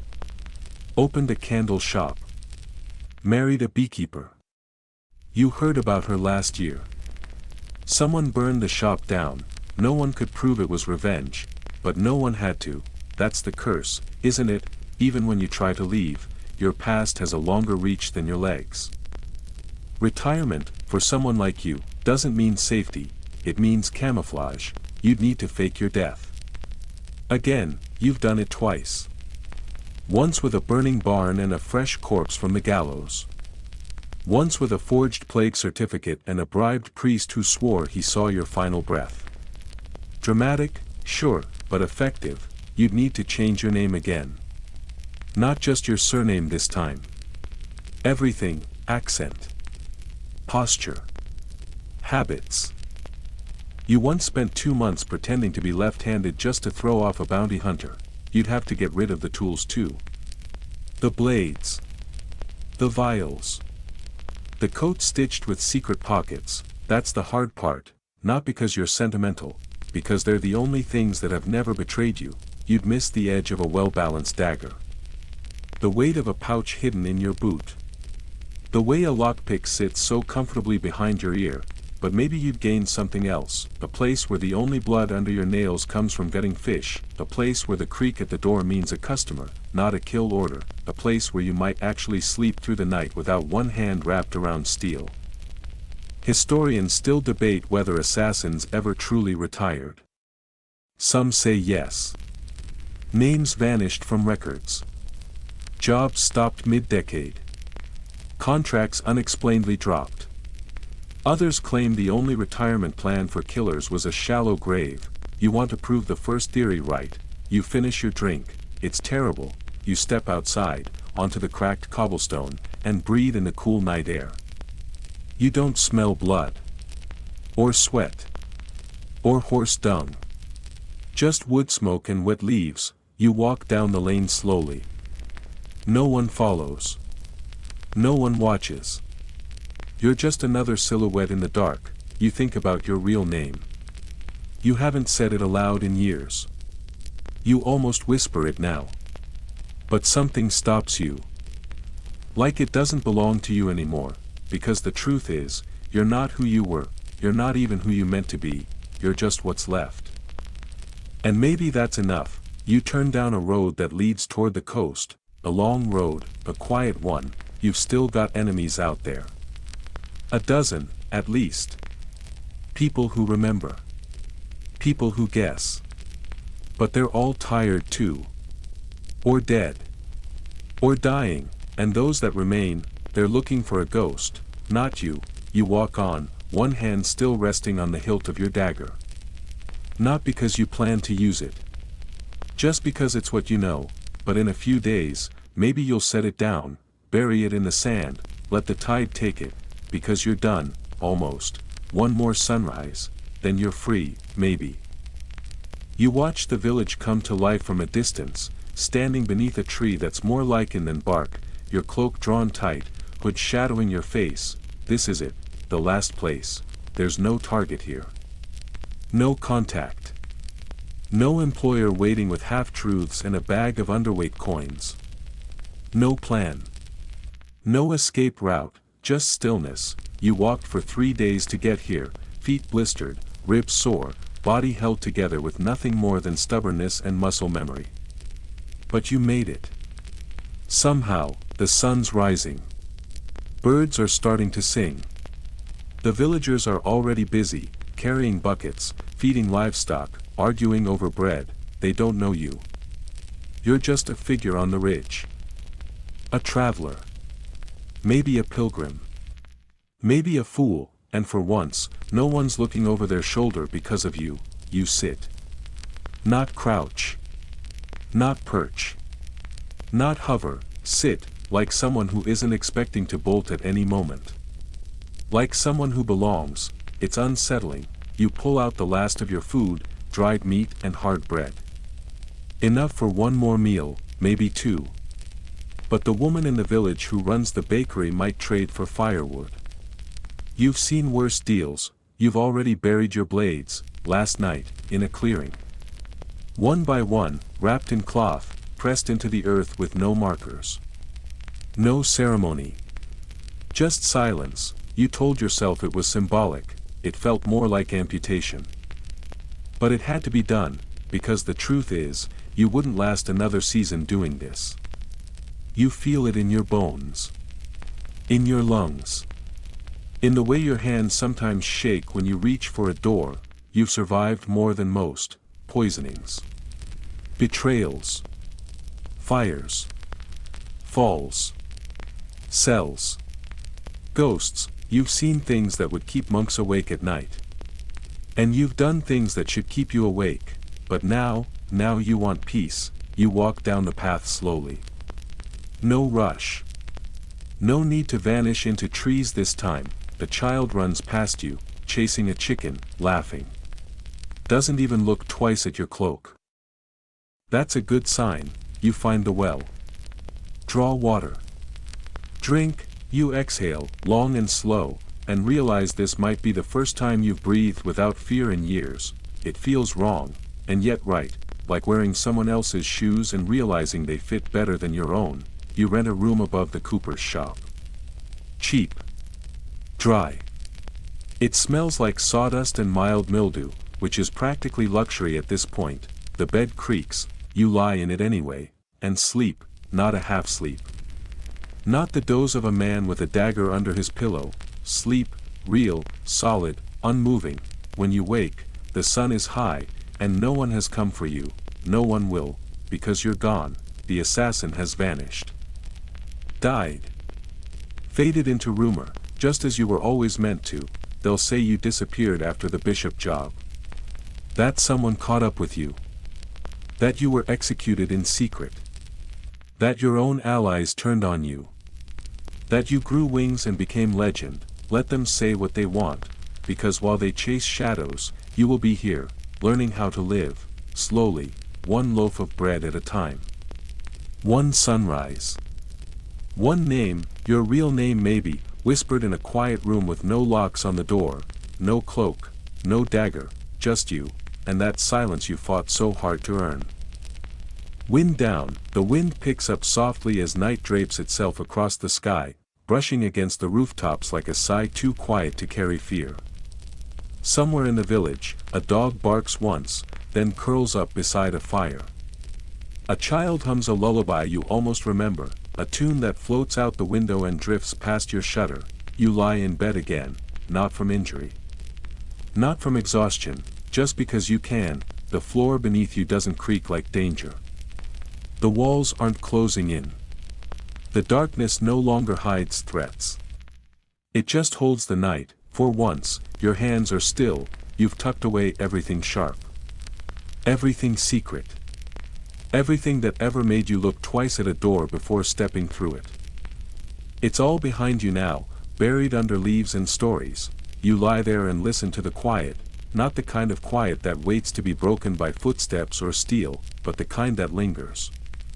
The kind that stays, your eyes close slowly, and you let the stillness wrap around you, not the stillness of death, but of freedom, a final breath in, and out, long easy, no more names. No more chases. No more blood, just the night, and you, at last.